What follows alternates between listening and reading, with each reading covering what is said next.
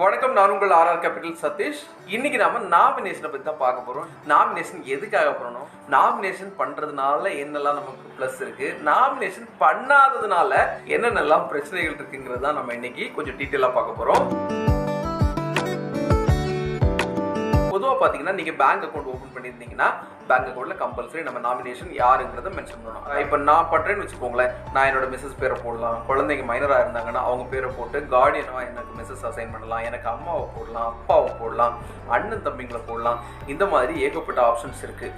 நீங்கள் ஃபினான்ஷியல் மார்க்கெட்னு வந்துட்டிங்கன்னா share market, mutual funds, fixed deposits, இப்படி ஏகப்பட்ட இன்ஸ்ட்ருமெண்ட் இருக்கு இல்லையா, இதில் எல்லாமே நாம் நாமினேஷன் கம்பல்சரி போடணும். ஏற்கனவே நடைமுறையில் இருந்த இந்த ஃபினான்ஷியல் இன்ஸ்ட்ருமெண்ட்ஸ்லாம் ஏற்கனவே நீங்கள் நாமினேஷன் போடாமல் இருந்திருந்தா இப்போ நீங்கள் அந்த இன்ஸ்ட்ருமெண்ட்ல இருக்கக்கூடிய பணத்தை எடுக்கணும்னு நினச்சா உங்களால் முடியாது.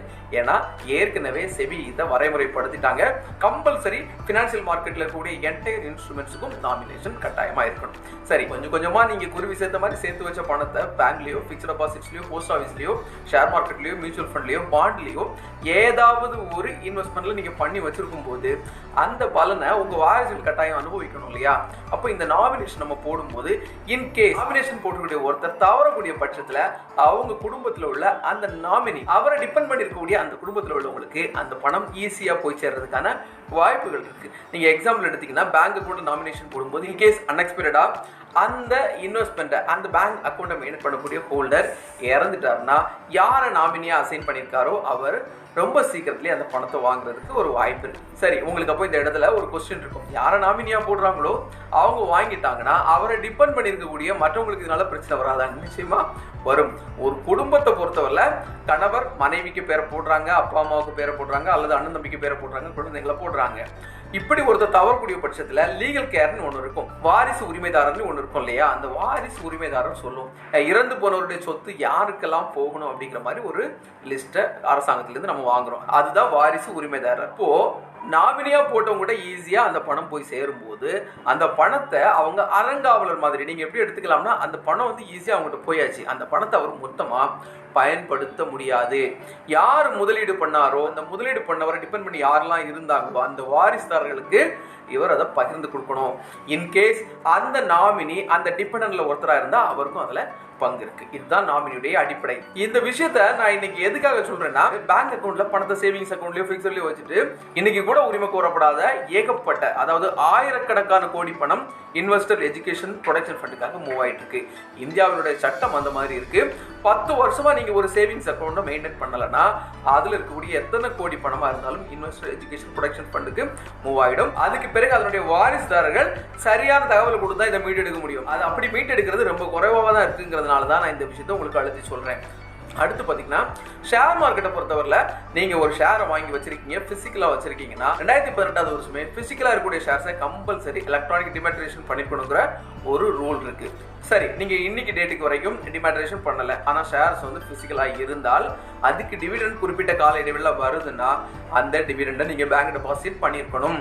நீங்க தவறும் பட்சத்தில் நீங்க முகவரி மாற்றம் ஏதோ ஒரு காரணத்துக்காண்டி நீங்க சேஞ்ச் ஆயிட்டீங்க, ஆனா இந்த ஷேர்ஸ் பிசிக்கலா இருந்த ஷேர்ஸ் நீங்க பார்க்கல அப்படிங்கிற பட்சத்தில் அந்த டிவிடெண்டும் அந்த ஷேர்ஸும் கூட எங்க போயிடும்? இன்வெஸ்டர் எஜுகேஷன் ப்ரொடெக்ஷன் ஃபண்டுக்கு போயிடுங்க.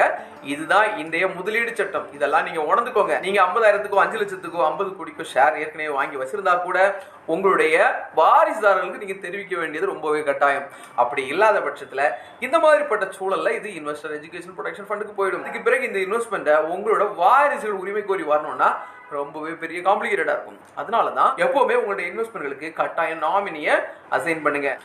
இன்கேஸ் நீங்க உங்களுடைய சில சொத்துக்களுக்கு நாமினி போட்டீங்க, ஆனா நீங்க உயில் எழுதி வச்சிருக்கீங்க, அந்த உயில்ல கிளியரா மென்ஷன் பண்ணிருக்கீங்க என்னோட காலத்துக்கு பிறகு என்னுடைய சொத்து யாருக்கு போகணுங்கிறத நீங்க எழுதி வச்சிருக்கீங்களோ அவங்களுக்கு போகும்.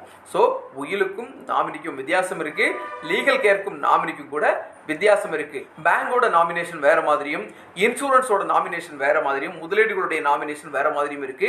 இன்றைக்கு இந்தியாவில் 3 பேரை கூட நீங்க நாமினியா அசைன் பண்றதுக்கு ஆப்ஷன் இருக்கு. ஒவ்வொருத்தருக்கும் எத்தனை பெர்சன்டேஜ் நீங்க அலோகேட் பண்ணணும் அப்படிங்கிறது கூட நீங்க பண்ண முடியும். இன்னொன்று இம்பார்ட்டன்டான விஷயம் என்னன்னா, நாமினியை நீங்க எத்தனை வாட்டி வேணாலும் உங்களுடைய விருப்பத்துக்கு தகுந்த மாதிரி மாத்துறதுக்கான வாய்ப்பு இருக்கு. அதனால உங்களுடைய பேங்க் அக்கௌண்டா இருந்தாலும் சரி, இன்சூரன்ஸா இருந்தாலும் சரி, உங்களுடைய முதலீடுகளா இருந்தாலும் சரி, எல்லாத்தையுமே நாமினியை கட்டாயம் போடுங்க. அதை விட முக்கியம் என்னன்னா, நீங்க கொஞ்சம் கொஞ்சமாக சேர்த்து அந்த ஹார்ட் அண்ட் மணி கட்டாயம் உங்களுடைய வாரிசுகளுக்கு நீங்க தெரியப்படுத்தியிருக்கணும். அது ரொம்பவே முக்கியம். அப்போதான் ஏதாவது அசம்பாவிதம் நடந்தா கூட உங்களுடைய வாரிசுகள் அதை ஈஸியா அக்சஸ் பண்ணதுக்கான ஒரு வாய்ப்பு இருக்கும். இப்போ உங்களுக்கு நாமினேஷன் பத்திய டவுட்ஸ் ஏதாவது இருந்துச்சுன்னா கிளியர் ஆயிருக்கும்னு நினைக்கிறேன். இன்னும் நல்ல தகவலை சந்திக்கலாம். அது வரைக்கும் பாய்.